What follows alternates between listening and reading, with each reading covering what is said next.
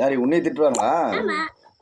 ஓ சாமி அவங்க ஜெயாவாக்கவும் வேண்டாமா, அவங்க இருக்கிறனால இவளுக்கு நிமிஷையே போச்சான்.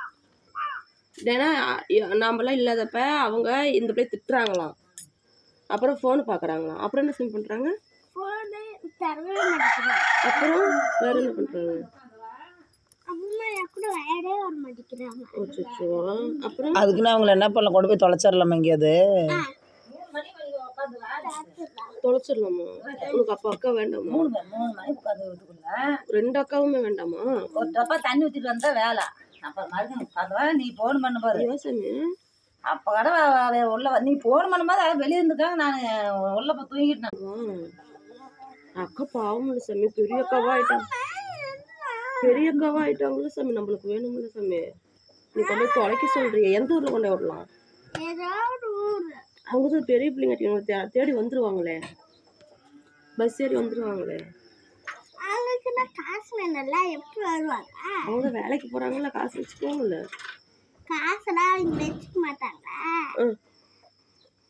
அதனால கூட்டு போய் தூரமா விட்டு வந்துடலாமா? சரி, அப்ப நீ வர்றியா? வேற வீட்டுல போய் விட்டு, வேற வீட்டுல கொண்டு விட்டு வந்துடலாமா? அப்புறம் அவங்க தேடி வந்துருவாங்களே, வேற வீட்டுல விட்டாலும் தூரமா கொண்டு விட்டுலாம் வந்துடலாம். சரி சரி, மக்கா பாவம் சாமி, 2 பேரும் பாவமுள்ள தங்கம். உன்னையெல்லாம் சூப்பரா பாத்துக்கிறாங்கல்ல அம்மா ஒர்க்குக்கு போயிட்டுனா.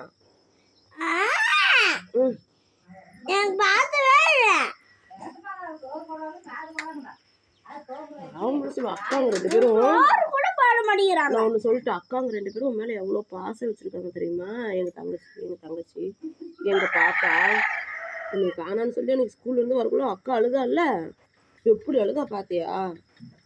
பாசம் வச்சிருக்கிறாள்.